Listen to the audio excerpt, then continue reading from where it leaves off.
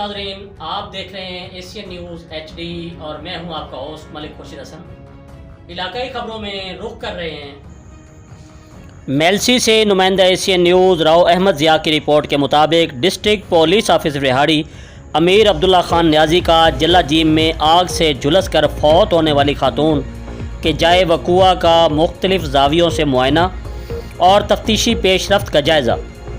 मरहुमा खातून की बच्चियों के सर पर दस्ते शफ़क़त रखते हुए इंसाफ के तमाम तकाज़े फ़राहम करने की यकीन दहानी। तफसीलात के मुताबिक डिस्ट्रिक्ट पुलिस ऑफिसर रिहाड़ी अमीर अब्दुल्ला खान न्याजी ने मेलसी के इलाका जिला जीम का दौरा किया, जहां पर वो आग से झुलस कर फौत होने वाली शहनाज बीबी के वारसान से मिले।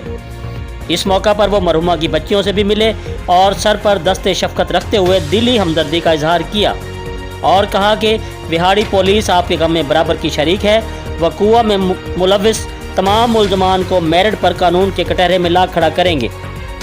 बादअज़ां थाना सदर मेलसी में इस मुकदमा के बारे में खसूसी मीटिंग का इनेकाद किया गया, जहां तफ्तीश में होने वाली पेशरफ्त का जायज़ा लेते हुए मुलविस मुल्ज़मान की गिरफ्तारी के हवाले से लाहे अमल तय किया गया।